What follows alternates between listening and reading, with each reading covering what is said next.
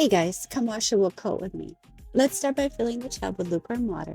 As the tub is filling, I do like to use Charlie's on all my hand washing for secondhand clothing. I did also toss in some Method laundry soap. Of course, you can just use whatever you do have.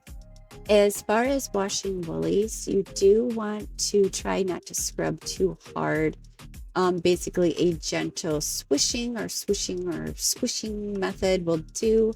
As you can see, I am starting to get some color bleeding, which is fine considering I do not believe this coat was ever washed. I did check the tag and it was 60% wool, so it could have been the 40% of whatever else it is made out of. And like most clothing, they are not pre-washed after the manufacturing process. I did give it a good cold rinse, just making sure that all the soap was removed and the water was clear. Given that this coat is too heavy, I start by wrapping it in a few towels to help the drying process.